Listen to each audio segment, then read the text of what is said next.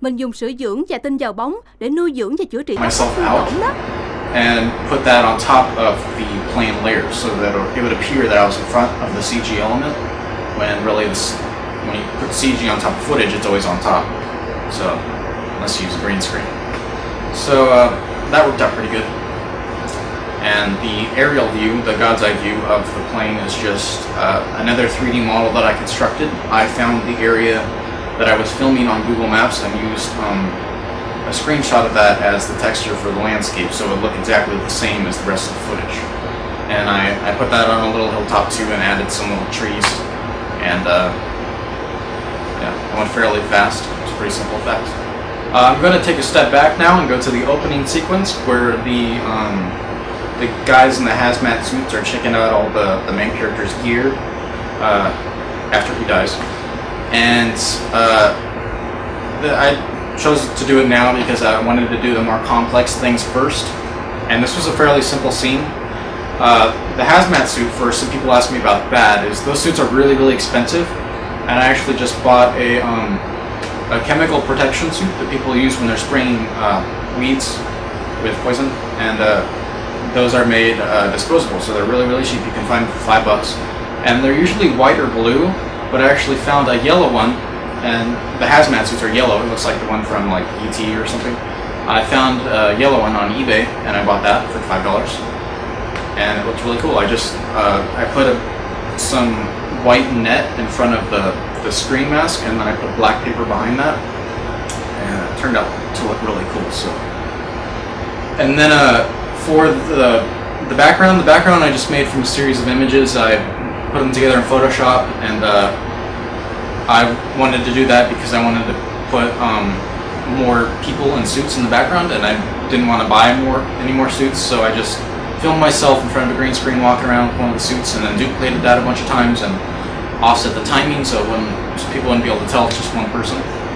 But I put a bunch of those guys in the background, and then I put the main guy in front, obviously, and I used the same method at the end of the movie when they're doing the autopsy, except I was actually doing an autopsy on myself because I was the guy wearing the suit and the dead body. So I filmed myself laying down, and then I filmed myself doing the autopsy, and then I was the 5 people in the background. So that was kind of fun. It was kind of strange, but I think it looks pretty good for the most part. And yeah, that basically sums it up for the opening scene and the ending scene. I'll get into the part with the monster that he pulls out. I'll do that last. Alright, now I'm going to talk about the scene that takes place inside the abandoned house, and the character comes in contact with one of the parasite monsters and doesn't have his bike, so he's not very fast. This scene is basically used the same steps as the motorcycle chase scene, except this was actually a lot simpler because I didn't have to do it in front of the green screen. The main difference is that there was a lot of interaction with the physical environment that the monster had to react with, so he had to jump on the wall, and the main difficulty I had with that was when he jumps on the wall, there needs to be a shadow on that wall, and some of the walls are like flat surfaces, some are curved surfaces, and some are like corners. He jumps in a corner at one point, and it wasn't too difficult, but once I messed around with it, I eventually got a look that I really liked. And I filmed this is how it went. I filmed the raw plate of me reacting to a CG creature, and then I organized where the shadow would be cast, and I modeled that area in 3D space. So if the shadow would simply be cast on a flat surface, I would simply need to make a 3D plane and set that up to capture a shadow. And like the opening scene, when the monster jumps down from the little arc doorway, I built that little arc in 3D space, that way the shadow would be cast on it like it should. And then I basically just had him jump the camera, and then I had lights set up. I had different lights that actually light him, and then there's a light that specifically casted a shadow.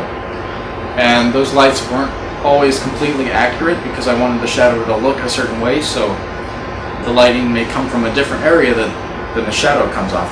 The light should be on the opposite end of the shadow, but that wasn't always the case because I wanted the shadows to be very stylistic, and I wanted to have full control over what the shadow came out to look like. So basically, the most complex shot really isn't that complex. Out of the whole the house fight scene, the most complex one is when the monster jumps at me and I kick it. And basically, the breakdown of this is I filmed a raw plate of me reacting to the creature, and then I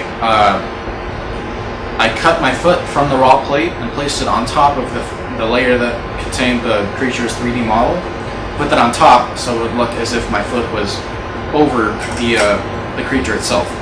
Alright, now I'm going to talk about the last scene in the film, the autopsy scene. I already talked about how I made it look like there were more people in the room than there was. And I'm just going to talk about the puppet, the little parasitic puppet. This is probably the biggest practical effect in the film. But this guy is the clay mold that I made. You can see his arms and feet broke off when I was pulling off the latex cast, but he cracked up quite a bit too, but that didn't matter too much because I'm just using him for a cast. Doesn't matter what he looks like. This is hard clay. And so I made this guy. When I finished him, I sanded him down, but I just made him with wire that I bent into the basic shape, and then I went over him with clay. And from that, I got this. This is the final latex cast. It's thin, like it's latex. It feels like rubber, so it's very flexible. And I attached strings to this guy, his arms and legs. And yeah, he looks pretty good. But as I was peeling this off, the little guy's arms and legs broke off. So, but right now he's covered in baby powder just to make him last longer, because liquid latex melts. And I just attached little strings to his arms and legs and covered him in blood that I made. And you can see his back is open, because I just didn't need the back. And the blood I made out of corn syrup and red food coloring. I like to make my own blood, that way I can control exactly how it looks. I think my blood looks more realistic than most of the blood you can buy in Halloween stores, so I'd rather make it myself. This guy's getting powder all over me. But yeah, I think he came out pretty good. Liquid latex, a big bottle of it's only about 20 bucks, and this guy used about a fourth of the bottle, so, you know, it was $5. The bike not working, the bike actually never worked. I got it to work a little bit, just enough for the riding scenes, but it was funny because the opening scene I didn't know, I wanted something to hold the character back so that there would be more of a threat, and when I was filming that scene, the bike wouldn't start.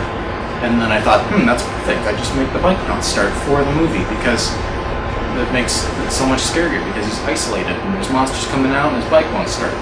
And so it's just problem upon problem, and I thought it made it a lot more cooler. That scene he was originally just going to take off, he wasn't going to keep trying to start his bike, so I think that turned out a lot cooler that way. So, yeah. And this whole project was based off of something that I made when I was a junior in high school. It was actually a little short story I wrote when I was a sophomore in high school, and I tried to make it with Flash, I think. I used to make these little Flash movies, and you can check that out. I'll post a link to that too. It's pretty funny. It has the motorcycle chase scene that's like 2 years ago, so you can see how much I've improved if you watch that and then watch the new chase scene. So I think that just about covers everything. If you guys have any more questions, ask me, and I will answer them, and I'll put them in the comments of this video, anything I forgot or left out. And subscribe to my channel, and thanks a lot. I hope you guys enjoyed the movie and this video, and thanks.